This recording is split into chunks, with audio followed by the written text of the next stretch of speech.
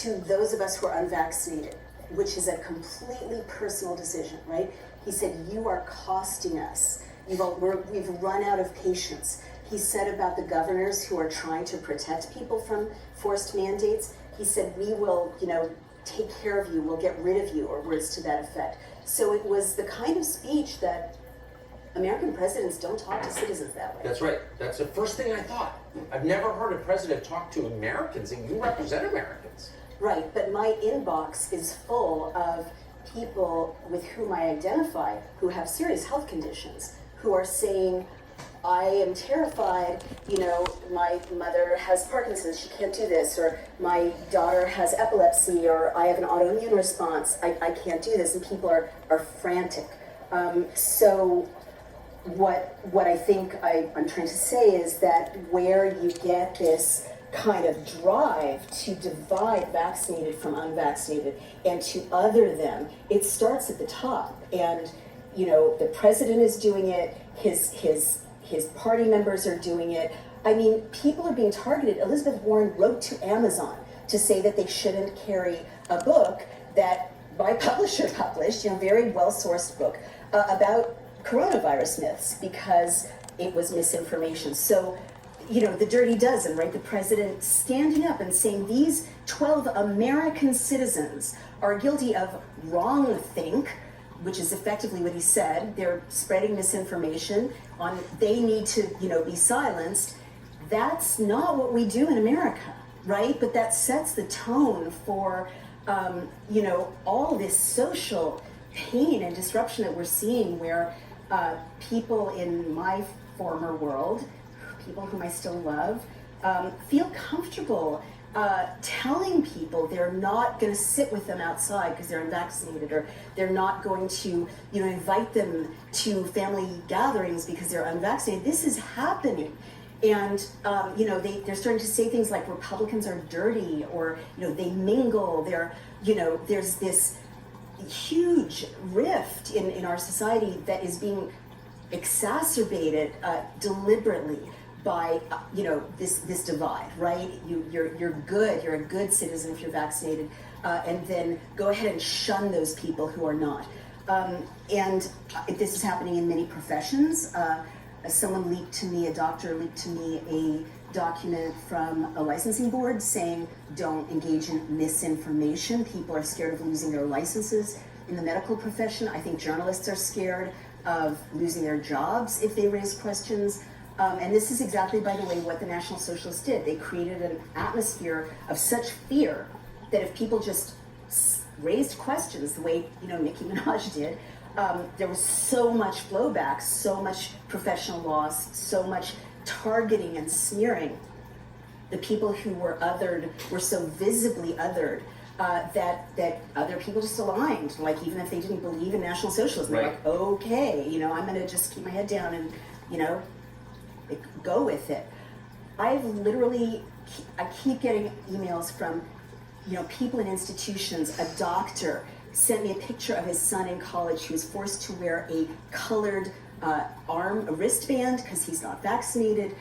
Nurses say they're forced to wear colored labels identifying them. And someone actually sent me a photograph outside her very sick father-in-law's door in a hospital of a yellow star. I am not kidding. It wasn't the Star of David, but it was a symbol of unvaccinated.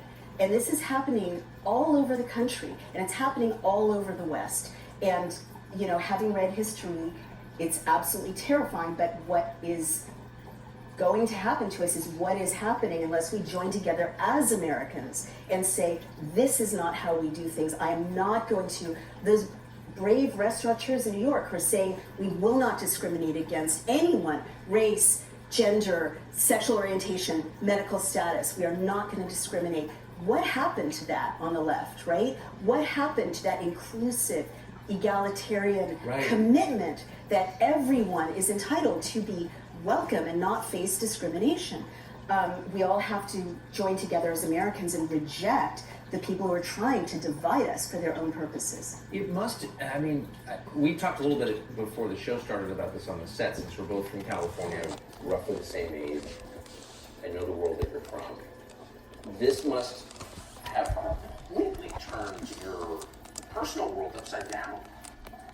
I mean, it's painful. Yeah. Yeah, I miss a lot of people.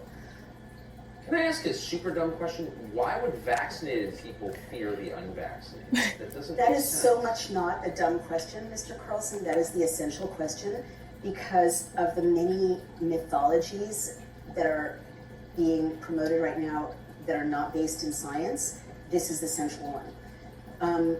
The whole kind of mythological narrative of where we're at right now, you're in, you're out, you can't keep your job, you can keep your job. It's based on the premise that unvaccinated people are dangerous to the vaccinated. And this is just not based in science. It doesn't make any sense. I'm just confused by it. It should be. So when you, I'm sure, you just have implied that you know people well, or friends with maybe some of them, who feel this way really strongly. Right. What have they said? Like, how would an unvaccinated person have heard of vaccinated? Right, well, the premise is it's very magical, right?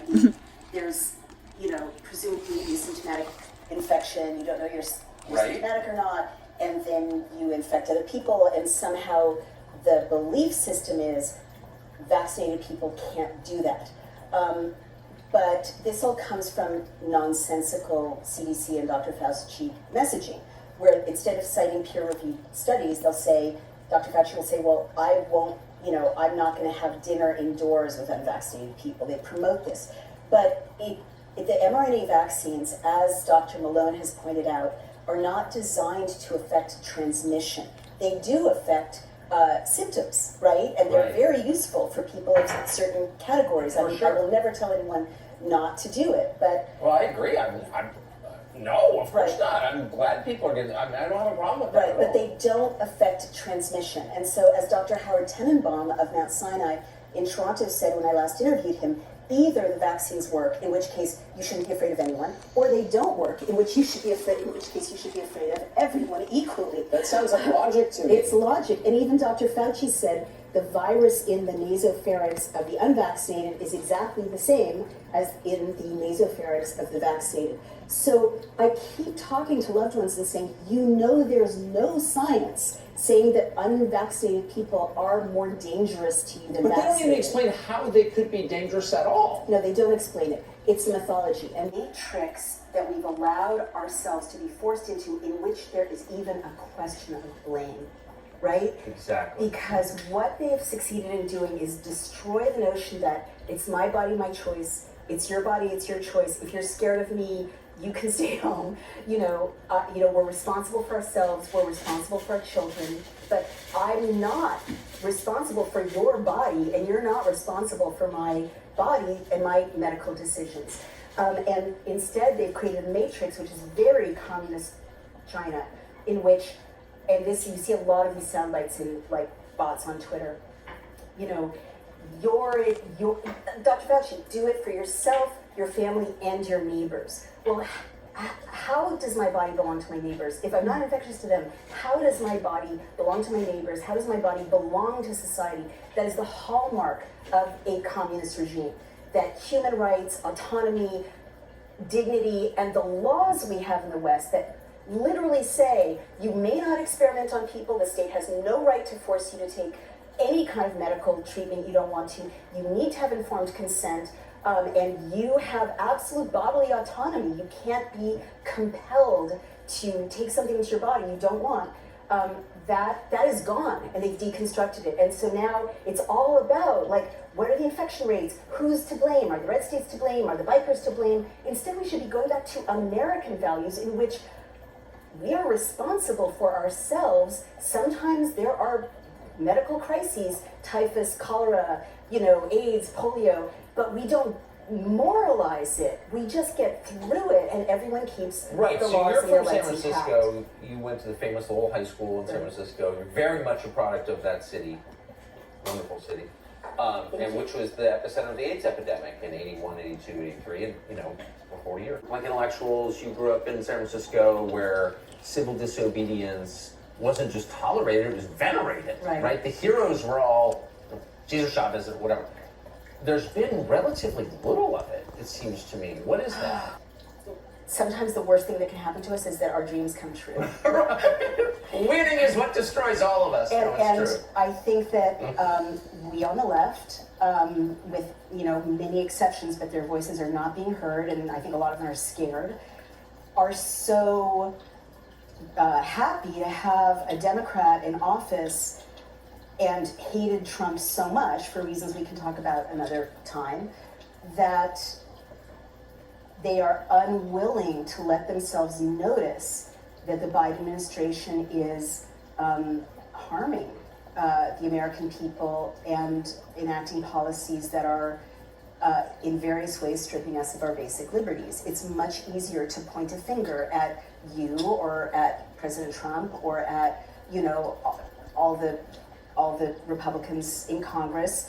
There's so many things we've blamed you all for so long, that when the time comes that we actually have power, it's like, shh, don't look at that man behind the curtain, because it'll all go away.